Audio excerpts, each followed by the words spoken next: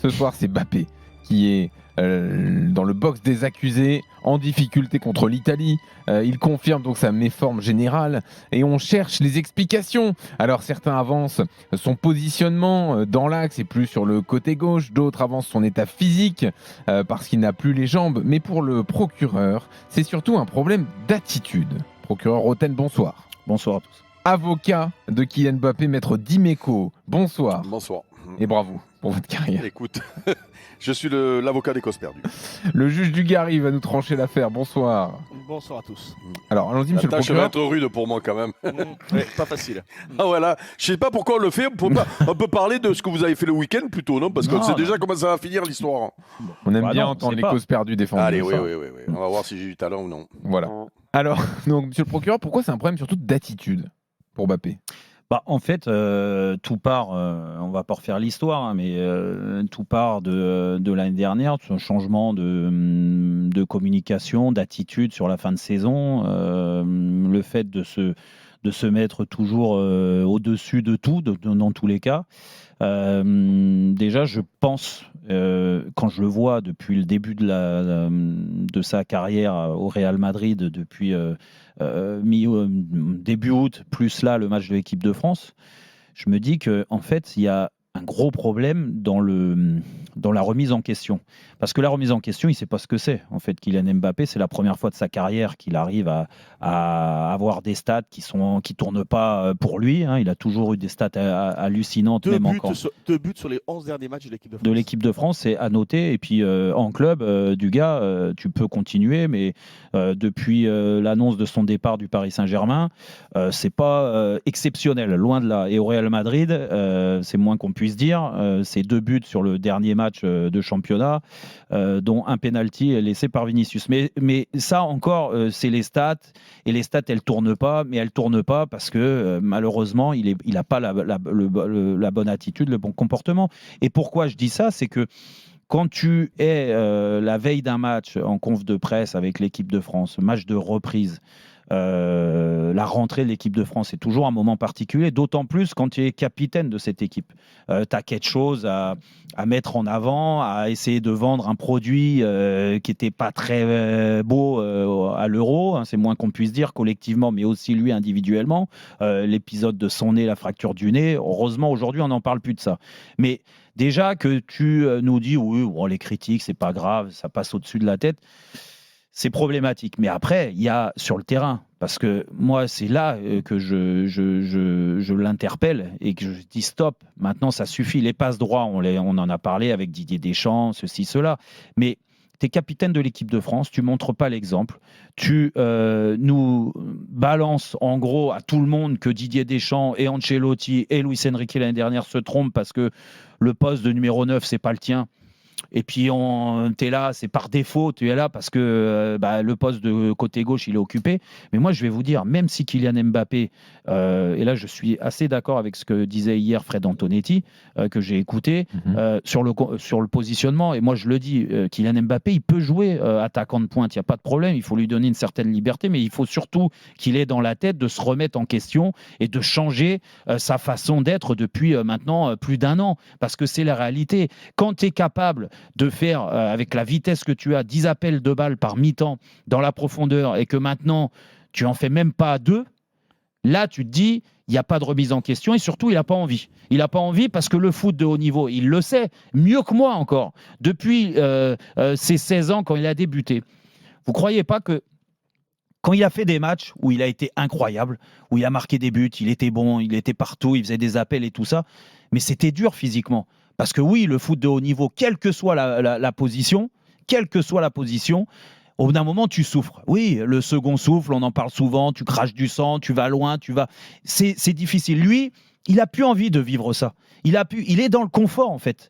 Donc, ça le fait déjouer. Et en le faisant déjouer, automatiquement, il touche moins de ballons, il est moins percutant. On parle de son positionnement parce que il est pas bon, donc à droite, à gauche, ça serait exactement la même chose. Il est plus décisif parce que quand tu es arrêté et que tu prends le ballon arrêté, tu as des défenseurs qui ont envie de manger sur ta tête parce que là, tu es aussi, et je finirai là-dessus, sur sa communication, vu qu'elle est pas bonne. Tu crois qu'elle énerve pas les adversaires, mais d'autant plus elle énerve les adversaires qui ont envie de le faire taire et de le stopper. Et c'est le cas. Et malheureusement, et c'est là que je dis que l'attitude est pas bonne, c'est que même ça, cette remise en question, d'accepter qu'il est moins bien depuis plus d'un an, qu'il a perdu un peu les repères, peut-être la passion du foot, et que tranquillement, peut-être au Real Madrid, ça va revenir, au lieu de l'avouer, parce que tout le monde le sait, il ne l'avoue pas et il se met encore au-dessus de tout le monde. Et il est là le problème. En se mettant au-dessus de tout le monde, c'est qu'aujourd'hui, tout le monde veut sa peau. Tout le monde. Alors. Et ça, je lui souhaite bon courage pour sortir de cette mauvaise passe, parce que l'image, en général, quand on te la colle une fois, c'est difficile de changer, surtout à 25 ans ou à 26 ans. Merci de me souhaiter bon courage. Bon courage, maître Dimeco. Oui. Alors, donc là, on parle de l'attitude sur ce procès-là. Et donc, moi, je suis là pour défendre son attitude.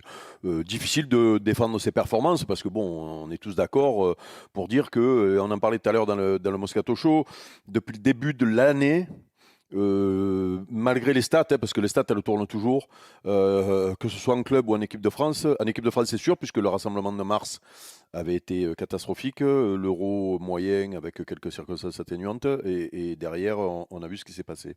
Et en club, c'est la même chose. Jérôme, je parle sous ton contrôle, mais le compteur de buts a tourné, mais malheureusement c'était souvent insuffisant. Donc ça, c'est la réalité. Mais le procès sur son attitude.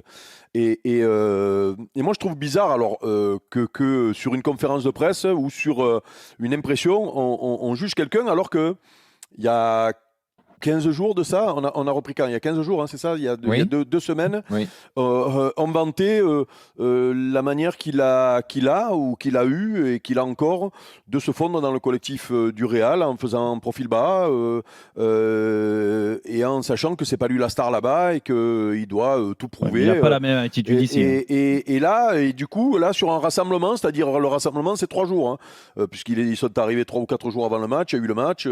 Sur 3 jours, on remet ça en doute.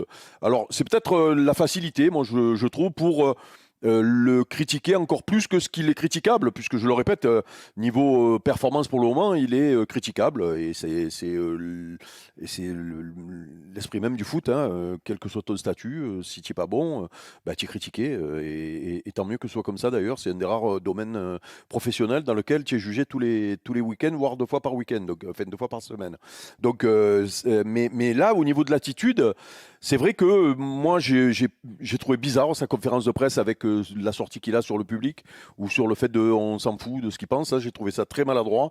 Je ne sais pas comment on a pu le laisser dire un truc comme ça. Mais après, qu'il court moins ou qu'il défende moins quand tu joues avant-centre, c'est presque normal. Enfin, en tout cas, c'est une constante depuis un long moment. Tu vois, je ne comprends pas pourquoi c'est aujourd'hui qu'on focalise sur l'attitude et qu'il se fasse découper sur ça. Voilà. Après, c'est sûr qu'il est critiquable en ce moment. Donc, allons-y, critiquons-le. Mais en premier, c'est pas l'attitude, moi, qui me choque. Voilà. Alors, monsieur le juge Dugarry. J'en suis sorti, mais bon. Pouf. Ouais, c'est difficile, Eric. Non, mais bien sûr que Jérôme. La prochaine fois, vous le défendrez, vous. Exactement. Non, mais t'as raison. Il était tout simplement, c'était mission impossible pour Eric. Il est totalement indéfendable. Et malheureusement, ses performances sur le terrain sont à la hauteur de ses déclarations depuis 1 an ou 2 ans.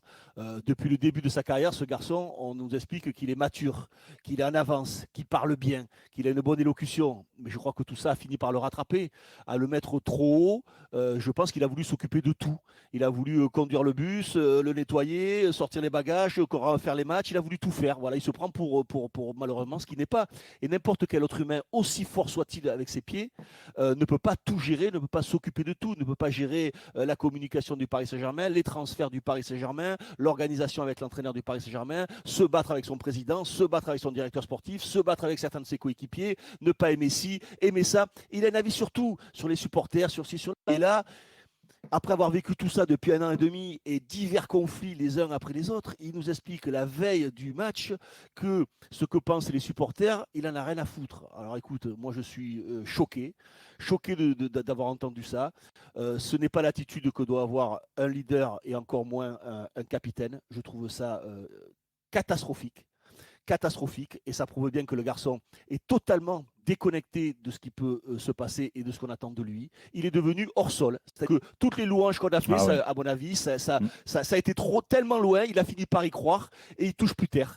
Sincèrement, je trouve que là, cette déclaration me fait peur. Sincèrement, elle me fait peur. Alors après, elle me fait peur, mais elle se comprend aussi.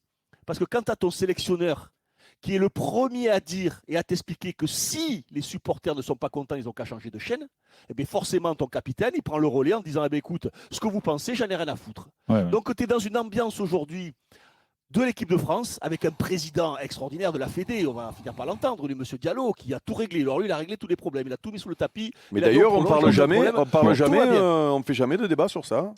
Tout va bien. Bah, il refuse de venir, hein. C'est bête. Hein. Il refuse de venir, il n'y a pas de débat, il n'y a rien. Tout va bien, tout. Tout est en train d'imploser, tout est en train d'exploser. Les analyses, les réflexions des uns et des autres, un coup Mbappé, un coup Deschamps, un coup Griezmann, c'est la chienlit, c'est un bazar incroyable. Et tout va bien. Et Deschamps nous explique, une nouvelle fois, la conférence, c'est pas une conférence de presse, mais il y a une interview là que j'ai lue où il nous explique que rien ne va changer. C'est-à-dire que là, on part sur 6 matchs. Il avait prévu sur cette Ligue des Nations de faire tourner l'effectif et de donner du temps de jeu à tous les joueurs. Donc il va rester dans cette logique. Donc ce soir, il va mettre des joueurs, pas pour gagner la Ligue des Nations, pour donner des temps de jeu, pour préparer la Coupe du Monde dans 2 ans. Déjà les qualifs de la Coupe du Monde, parce qu'il va falloir se qualifier. Voilà, les qualifs, exactement. Mais là, donc, tu es en train rien ne va. Tout est en train de partir en saucisse. Et là, tu es en train de nous dire non, mais moi, je ne vais rien changer. C'est pas grave. Tout va très bien, c'est pas grave. Je vais donner du temps de jeu aux joueurs qui en ont besoin. J'essaye des choses. Il a dit c'est le moment d'essayer. La Ligue des Nations sert à ça. Après, on lui a reproché d'être trop conservateur aussi. Voilà, donc là, très bien. Voilà. Donc, continuons comme ça. On va continuer à se régaler. J'ai hâte on va en reparler en deuxième heure.